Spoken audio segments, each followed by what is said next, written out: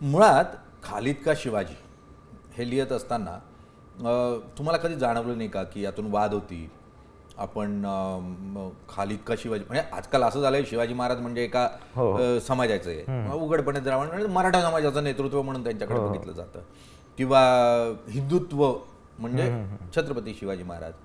मग असं खालिद का शिवाजी म्हटल्यावर काही वाद घालतील, काही उजव्या विचारसरणीचे अति कडवे हिंदूज आहेत ते तुम्हाला पिंजऱ्यात उभं करतील असं वाटलं नाही तुम्हाला? मला वाटलं नाही की चित्रपटाची कथा जी होती ज्या प्रकारे ती लिहिली होती खूपच एक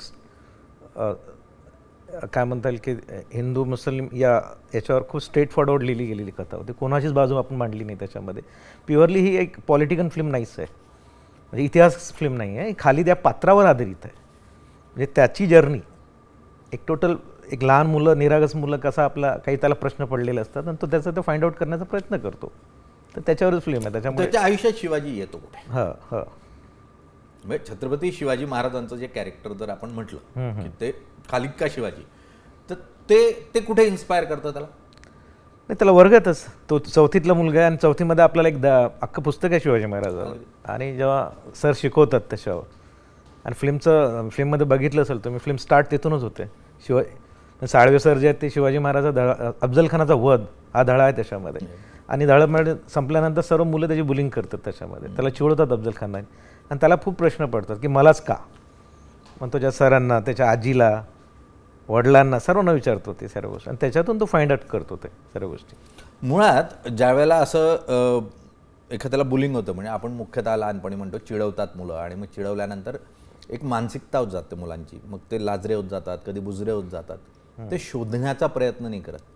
तर तो जो शोध असतो तो शोध हा खालिद घेण्याचा प्रयत्न करतो. येस मुळात तर हा शोध घेतल्यानंतर म्हणजे प्रत्येकाच्या आयुष्यात एक असा टप्पा असतो की जिथे कोणीतरी कुणाला तरी चिडवत असतं आणि त्यातून डिमॉरलाइज होणं हो हे जास्त होत असतं.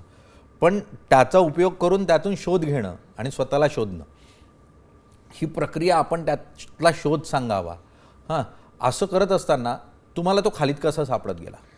नाही, खालिद हे पात्रामध्ये तुम्ही बघितलं असेल की खालिदला मित्र नाहीच आहे, त्याच्यात खेळणं आहे, बघितलं खेळणं आणि त्याला पडणारे प्रश्न तो त्यालाच विचारतो आणि उत्तरही स्वतःच घेतो त्याच्याकडून. म्हणजे ही इज अ व्हेरी म्हणजे त्यातली मजा म्हणजे त्या खेळण्यासोबत म्हणजे त्याचे वडील भंगारवाले असतात आणि त्याच्यात त्या खेळणं त्याला सापडतं आणि तो मित्र म्हणूनच त्याला वापरतो.